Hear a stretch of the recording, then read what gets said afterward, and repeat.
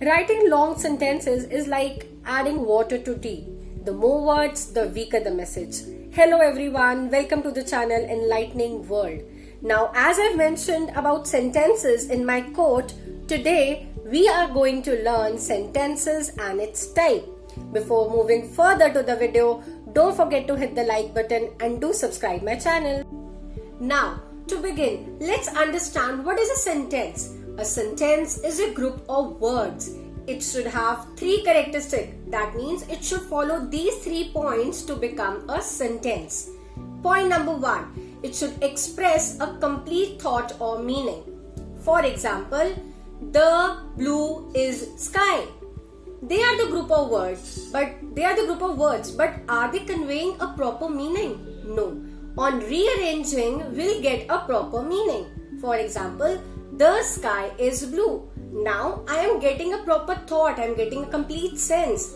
I am able to understand the sky is blue. Now for arranging a proper sentence or to know how to rearrange a sentence, we have to know about the rules of the sentence structure, which I am going to cover in the next part of this video. Feature number 2. It should have a subject and a verb. That means our sentence should have a subject and a verb. Now, in my last video, that is parts of speech, I have told you that verb is the most important part of speech. No sentence is complete without a verb. If you want to learn part of speech, I have given the link in the description box. You can learn that too. Now, let's understand what is a subject. A subject is a person who is performing the action, who is doing that action in the sentence. Now, sometimes what happens, that subject is not present in the sentence, but it is understandable. For example, if I'll say the sentence that put the glass on the table. Now, there is a verb put, but there is no subject in this sentence. But no, there is hidden subject in this sentence. Because sentence should be there, subject should be there in the sentence, right? So, here it is understood that I am talking to the second person, that is you. So, you is my subject, but I have not written it. It is my hidden subject. Hope this is clear to you. Feature number 3. It should convey some meaning. Now, each sentence conveys a different meaning. It could be a statement, it could be a question, it could be a command or request, or it could be sudden feeling or emotions. On this basis, we have divided sentences into 4 types. Number 1, declarative.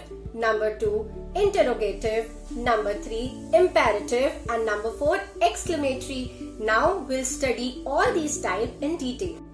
The first type of sentence is declarative sentence. They tell us some information or state a fact. Generally, they are statement sentences as they state a fact or inform us about something or give us some information. For example, the sun rises in the east. It is an information and it is a fact also. She is a beautiful girl. We are giving some information about a girl. Now, these sentences always ends with a period. Period means full stop. You have to put a full stop at the end of the declarative sentences. Declarative sentences are also called assertive sentences. Now, don't get confused if you see this term assertive in any of the Olympiad or any of the competitive exam. They are the same. They means declarative sentences only. Now, declarative or assertive sentences can be further divided into 2 types. Positive declarative and negative declarative sentences. For example, he gets up early in the morning. It is a positive sentence, positive declarative sentence. Now, negative declarative is he doesn't get up early in the morning. So you can write it in a positive way and you can write these sentences in a negative way also. Next type of sentence is interrogative sentences. These sentences are used to ask questions. They always end up with a question mark.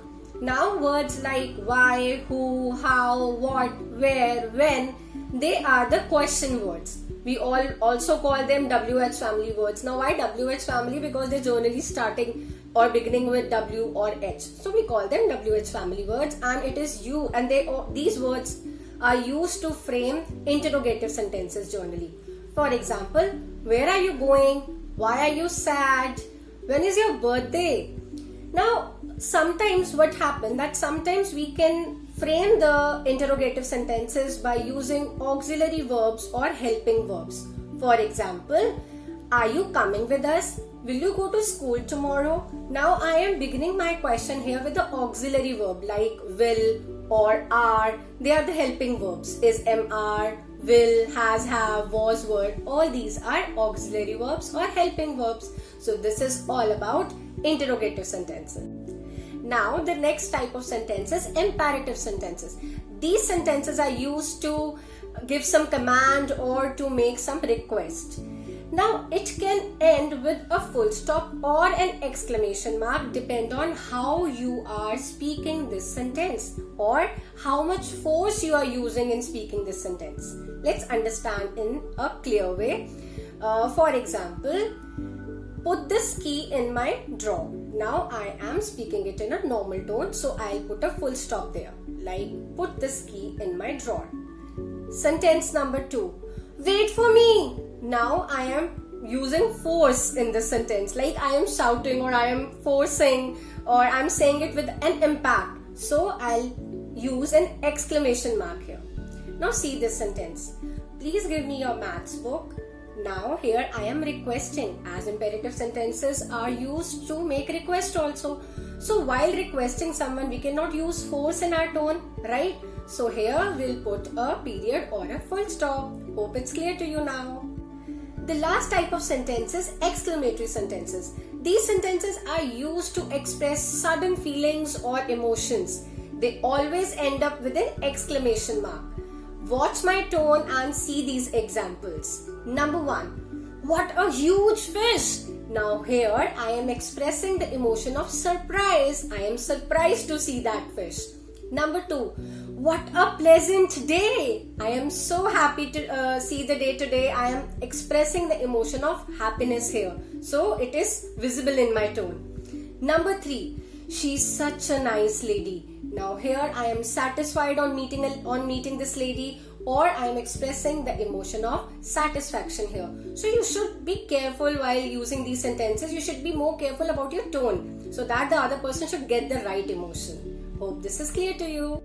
So that's all for types of sentences. Now I have prepared an amazing worksheet for you all that I have the link I have given in the description box. Watch this video and solve that worksheet. And in that worksheet I have also attached some links for some interesting games. Play those games and share your experience in the comment section given below. Don't forget to share your experience. Stay tuned for the next video. Bye bye.